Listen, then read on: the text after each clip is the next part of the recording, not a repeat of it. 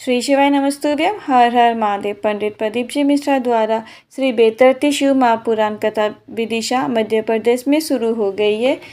30 जून से लेकर 7 जुलाई 2024 तक कथा चलेगी। ये 7 दिवसीय शिव महापुराण कथा है जो आस्था फेसबुक और यूट्यूब के माध्यम से लाइव देखी जा सकती है। कथा का समय है दोपहर को 1 बजे से शाम को 4 बजे तक। आज 3 जुलाई 2024 चौथे दिन की कथा पूर्ण हो चुकी है। कथा में गुरुजी ने कुल मिलाकर 9 उपाय पत्र और उपयोगी जानकारियाँ दी है। सभी की जानकारी आपको इस वीडियो के माध्यम से प्राप्त होगी। यदि किसी कारणवश आप आज की कथा नहीं सुन पाए हो तो पूरी कथा का रसतत्व आपको इस छोटे से वीडियो के माध्यम से प्राप्त होगा। आइए शुरू करते हैं। कथा शुरू करते ही गुरुजी ने कहा, रावण त्रिपुर लगाता था। रावण रुद्राक्ष पहनता था, शंकर जी का भगत था, पर रावण ने अपने हृदय को कभी साफ नहीं रख पाया। उसने अपने अंदर के छल और अहंकार को रखा, जिसका उसे फल भुगतना पड़ा। बढ़ते हैं कथा की दूसरी विशेष जानकारी की ओर।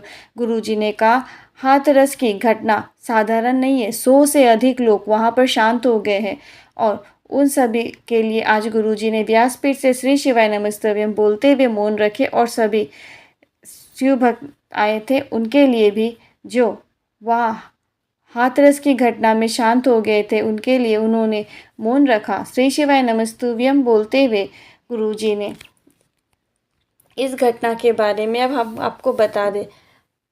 हाथरस में एक दिन का सत्संग आयोजित किया गया जिसमें बहुत अधिक मात्रा में भगत शामिल हुए और सत्संग के पूर्ण होने के बाद एकदम से भगदड़ मच गए और लोग एक दूसरे के ऊपर चढ़ने लगे, जिसके कारण नीचे बच्चे और महिलाएं दब गए। लगभग 100 से अधिक बच्चों की मौत हो चुकी है और इससे भी अधिक लोग हॉस्पिटल में अभी भी घायल है और अपना इलाज करवा रहे हैं। ये घटना काफ़ी दुखदमयी है, हृदय में दुख पहुँचाने वाली है, जिसे आज गुरुजी ने व्यासपीठ से सभी को बताया। इस घटना से पूरा उत्तर प्रदेश सहम चुका है और ये सबसे बड़ा कारण यही था कि गुरुजी पंडित प्रदीप जी मिश्रा आज व्यासपीठ से उन्होंने कहा कि विदिशा में जो मिट्टी है कथा पंडाल की, जहाँ पर पंडाल लगा हुआ है वो काली मिट्टी का है, जिसमें बहुत अधिक मात्रा में पानी गिरने की वजह से कीचड़ अधिकता में रहती है और कीचड़ बहुत बनती है और पाँव भी चिपकते हैं और ऐसे में चलने में बहुत दिक्कत होती है और छोटे छोटे बच्चे और बुजुर्ग को ऐसे में पाँव चिपकने के कारण तेज़ी से चल पाने में या फिर नॉर्मल से चल पाने में भी दिक्कत देखने को मिलती है। और यही कारण था जो आज गुरुजी ने व्यासपीठ से कहा कि विदिशा की जो शिव महापुराण कथा है वो 7 दिन की जगह आज मतलब चौथे दिन ही पूर्ण कर दी जाएगी। पर कथा को पूर्ण होते होते गुरुजी ने ये भी कहा कि समिति कह रही है कि कथा आप 7 दिन की है तो आप 7 दिन ही कीजिए, हम पूरी व्यवस्था देखेंगे, कोई भी दिक्कत किसी को नहीं होगी। और गुरुजी ने कहा कि पुलिस और सरकार के नियमों को आपको फॉलो करना है, पालन करना है, जैसा जैसा कहेंगे आपको उनके नियम और निर्देशों का पालन करना है। कोई घटना ना घटे तो आप निराश मत होइए।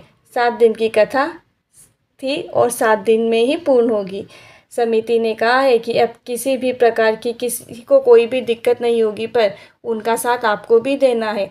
अब आप हाथरस में जो घटना घटी जिसमें 100 से अधिक श्रद्धालु भक्त शांत हो गए हैं, उन्हें श्रद्धांजलि देने के लिए आप कमेंट बॉक्स में ओम शांति ज़रूर लिखें।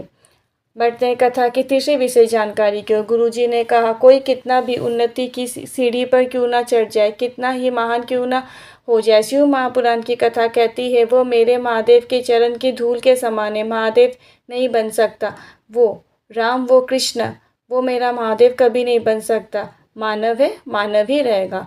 बढ़ते हैं कथा की चौथी विशेष जानकारी की ओर। गुरुजी ने कहा, अगर आप उज्जैन जाए तो वहाँ पर 84 महादेव में से एक महादेव है, त्रिन मुक्तेश्वर महादेव, और उस मंदिर में पत्थर में लिखा हुआ है, एक नहीं 71 पीढ़ियाँ का पुण्य प्रबल होता है तब आपको शिव महापुराण कथा सुनने को मिलती है। बढ़ते हैं कथा की 5वीं विशेष जानकारी की ओर। गुरुजी ने कहा, भाई अपनी बहन को अकेला ना छोड़े, बाप अपनी बेटी को अकेला ना छोड़े, सेठ अपनी तिजोरी को अकेले ना छोड़े और आप भी अपने दिल को अकेला मत छोड़िए, उसे शिव से जोड़िए। बढ़ते हैं कथा की 6ठी विशेष जानकारी की ओर। गुरुजी ने कहा, सावन के महीने में जब आप मंदिर जाते हैं तो बहुत अधिक मात्रा में भीड़ होती है। कई बार एक के बाद एक दूसरे चले जाते हैं और आपको मौका नहीं मिल पाता जल चढ़ाने का, तो आप आपको ऐसी स्थिति में वहाँ मंदिर में गुस्सा नहीं करना है। आपको ये सोचना है कि बाबा ने मुझे अपने मंदिर में इतनी देर क्यों बिठा रखा है। मेरे ऊपर कोई दुख आने वाला था, पर बाबा ने अपने पास बिठाकर उस दुख को काट दिया और इसीलिए मुझे इस मंदिर में इतना समय लग रहा है, या फिर जल चढ़ाने आई हूँ तो इतना समय लग रहा है क्योंकि मेरे कष्ट मेरे बाबा दूर कर रहे हैं। बढ़ते हैं कथा की 7वीं विशेष जानकारी की ओर। गुरुजी ने कहा, अगली शिव महापुराण कथा 14 जुलाई से 21 जुलाई तक गुरु पूर्णिमा महोत्सव के अवसर पर सीहोर कुबरेश्वर धाम में होगी और इस समय गुरुजी गुरु पूर्णिमा में सबको दीक्षा भी देते हैं और गुरुजी पंडित प्रदीप जी मिश्रा उसके बाद उनकी अगली कथा 23 तारीख से लेकर 29 जुलाई 2024 तक लखनऊ में रहेगी। बढ़ते हैं कथा की 8वीं विशेष जानकारी की ओर। कल यानी कि 4 जुलाई मासिक शिवरात्रि है और अगर आपने भी महाशिवरात्रि में वो 12 दाने गेहूं का अगर आपने उपाय किया है तो आप ध्यान रहे कि कल आपको मासिक शिवरात्रि के दिन वो एक गेहूं का दाना आपको केवल अशोक सुंदरी के स्थान पर चढ़ाना है। जो आपने गेहूं के दाने शिवलिंग पर चढ़ाकर 12 गेहूं के दाने निकालकर एक गेहूं के दाने आपने शिवलिंग पर चढ़ाए थे और 11 गेहूं के दाने आप अपने घर पर लेकर आए थे और जिसको आपको प्रत्येक मासिक शिवरात्रि पर चढ़ाना होता है, जो कि कल आपको चढ़ाना है। स्थान ध्यान रहे कि स्थान आपको अशोक सुंदरी के स्थान पर ही वो एक गेहूं का दाना चढ़ाना है।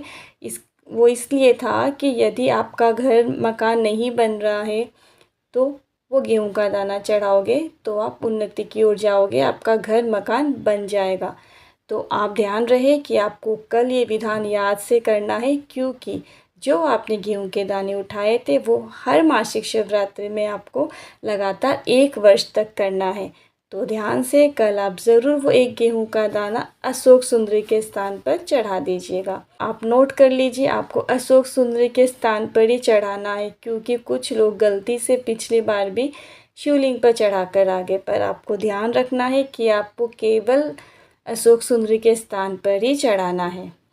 अब बढ़ते हैं कथा की 9वीं आखिरी और अंतिम विशेष जानकारी की हो, जो भी है मासिक शिवरात्रि से रिलेटेड। यदि आपकी कोई मनोकामना है वो पूरी नहीं हो रही है तो आपको 7 काली तिल्ली के दाने और 1 काली मिर्च लेकर आपको शिवालय या शिव मंदिर में जाना है और आपको ये अपनी कामना करके शिवलिंग पर चढ़ा देना है। कोई भी मनोकामना है उसके लिए आप ये चढ़ा सकते हैं। आज की वीडियो में बस इतना ही। मेरे द्वारा दी गई जानकारी आपको ज़रा भी हेल्पफुल लगी हो तो कमेंट में हर हर महादेव ज़रूर लिखें। फिर मिलती हूँ नए वीडियो के साथ, तब तक के लिए श्री शिवाय नमस्तुभ्यम, हर हर महादेव।